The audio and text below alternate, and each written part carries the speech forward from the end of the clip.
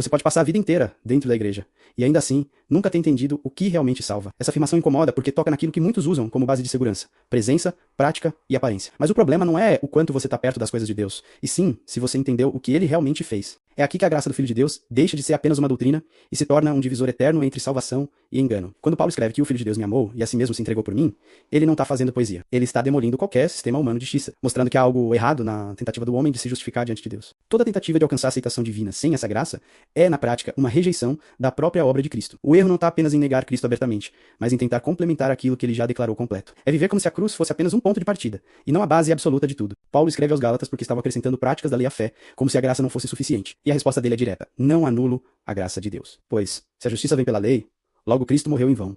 Se existe qualquer complemento humano necessário, então a cruz perde totalmente o sentido. A maioria não rejeita a graça com palavras, mas com a forma de viver. Quando alguém acha que precisa merecer o favor de Deus, troca a justiça divina por uma justiça humana. E isso é perigoso, porque a justiça humana é comparativa e instável. Romanos declara que todos pecaram e são justificados gratuitamente pela graça. Gratuitamente, sem mérito, sem negociação. Tito 2 mostra que a graça que salva é a mesma que ensina a renunciar à impiedade. Ela não só perdoa, ela transforma. A graça não é licença para permanecer igual, nem recompensa por mudança. É o poder que produz mudança. A vida cristã não começa na graça e continua no esforço humano. Ela começa, continua e termina na graça. Gálatas 3 confronta isso, tendo começado no Espírito, agora vos aperfeiçoais pela carne. Muitos começaram dependendo totalmente de Deus, mas hoje vivem como se dependessem de si mesmos. Externamente tudo parece certo. A confiança saiu da cruz e foi para o desempenho. Isso gera instabilidade. Dias bons trazem aceitação, dias ruins trazem condenação. Mas quando a base é a graça, a segurança está no que Cristo fez.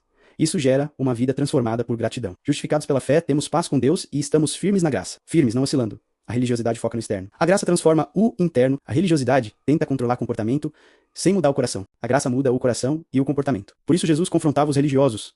Aparência sem essência. Isso ainda acontece. Pessoas que parecem espirituais, mas nunca foram confrontadas pela graça em que você confia para estar bem diante de Deus. Frequência, conhecimento, comportamento ou exclusivamente na obra de Cristo. Paulo considera tudo perda para ganhar a Cristo e ser achado nele. Não com justiça própria, mas a que vem pela fé. Isso é posicionamento espiritual. Ele não confia em nada de si mesmo. O orgulho humano resiste a isso, porque quer participar. Mas a salvação não é parceria, é obra completa de Deus. Ou você confia totalmente em Cristo, ou ainda confia em si mesmo. Não existe meio termo. Você pode ter anos de igreja e nunca ter descansado na graça. Pode ter prática religiosa e ainda estar tentando se justificar. Pode falar sobre Deus e ainda não ter entendido o evangelho. E isso define tudo. A graça do Filho de Deus não é complemento. É tudo, ou é totalmente suficiente, ou não é graça. Cristo não morreu para te ajudar a se salvar, mas porque você não podia se salvar. Sua vida espiritual é movida por gratidão ou por medo. Você obedece porque foi transformado ou para ser aceito. Você descansa na obra de Cristo ou tenta completar o que ele já consumou. No final, não é o que você diz que define sua fé, mas onde você coloca sua confiança. Isso define tudo.